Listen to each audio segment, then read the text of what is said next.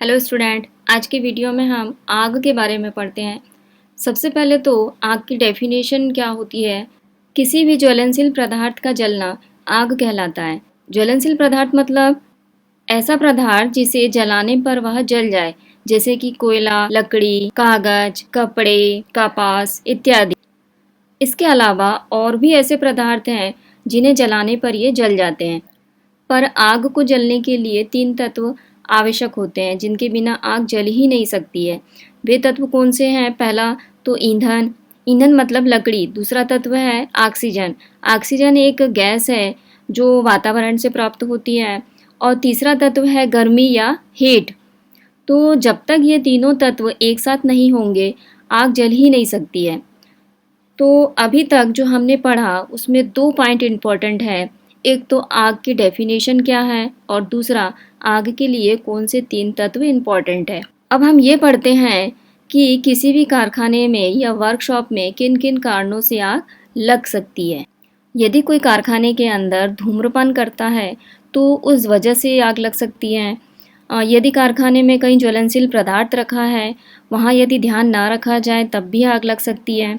इसके अलावा यदि कोई मशीन चालू है तो चलती हुई मशीन पर ऑयल डालने से भी आग लग सकती है, क्योंकि मशीन जब तेज़ गति से घूमती है तो वो गर्म हो जाती है, जिससे ऑयल डालने पर वहाँ आग लग सकती है। इसके अलावा यदि कारखाने में किसी कारणवश इलेक्ट्रिक शॉर्ट सर्किट हो जाए तब भी आग लग सकती है। इसके अलावा यदि कहीं वायरिंग में कनेक्शन ढीला है तो उस जगह पर स्पार्किंग होती है, जिसकी वजह से भी आग लग सकती है। इसके अलावा इलेक्ट्रिक तारों पर अधिक लोड डालने से भी आग लग सकती है, क्योंकि ज़्यादा लोड डालने से वायर गर्म आ जाते हैं, जिसके कारण वायर जल सकते हैं।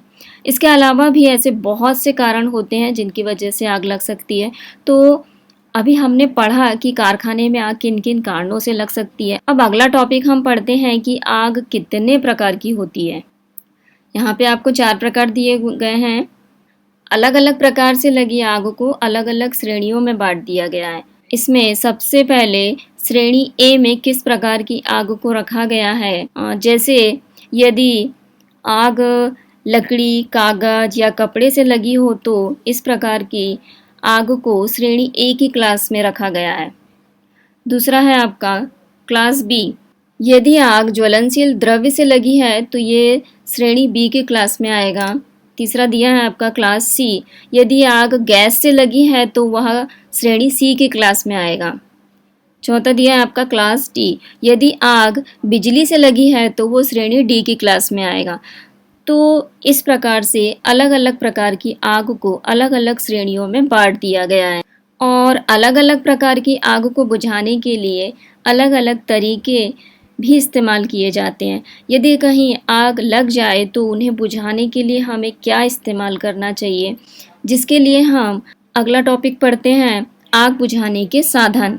मतलब किन किन साधनों से हम आग को बुझा सकते हैं। यहाँ पे 4 साधन दिए हुए हैं। पहला है आपका पानी से भरी बाल्टी। ये पहला पॉइंट है आपका, पहला साधन है, मतलब पानी की सहायता से भी आग बुझा सकते हो आप। दूसरा पॉइंट दिया है रेत से भरी बाल्टियाँ। अगर आप आग पर रेत डालें तब भी आग बुझ जाती है। तीसरा दिया है कैनवास की सीट। कैनवास की सीट का एक प्रकार की सीट है जिसमें आग जल्दी से पकड़ता नहीं है, तो इसकी सहायता से भी आप आग को बुझा सकते हो। चौथा पॉइंट दिया है अग्निशामक यंत्र। अग्निशामक यंत्र फायर एक्सटिंग्विशर है। इन सभी साधनों में से सबसे ज़्यादा अग्निशामक यंत्र इस्तेमाल किए जाते हैं।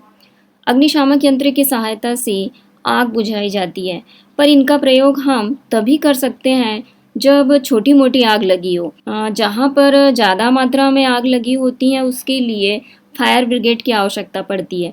अग्निशामक यंत्र अलग अलग प्रकार के होते हैं।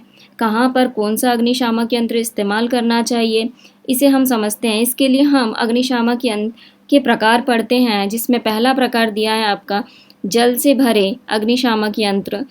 दूसरा है हेलॉन या सीटीसी प्रकार के अग्निशामक यंत्र। तीसरा है सूखा पाउडर अग्निशामक यंत्र। चौथा है फोम प्रकार का अग्निशामक यंत्र। पांचवा है सोडा एसिड प्रकार का अग्निशामक यंत्र। छठवां है आपका कार्बन डाइऑक्साइड प्रकार का अग्निशामक यंत्र। पर अग्निशामक यंत्र दिखता कैसा है, फायर एक्सटिंग्विशर दिखता कैसा है, यहाँ चित्र में देखिए, या आपने देखा भी होगा। इसे फायर एक्सटिंग्विशर कहा जाता है, हिंदी में अग्निशामक यंत्र कहा जाता है। इनका डिटेल हम अगले वाले वीडियो में पढ़ेंगे। आज के लिए बस इतना ही। Thank you.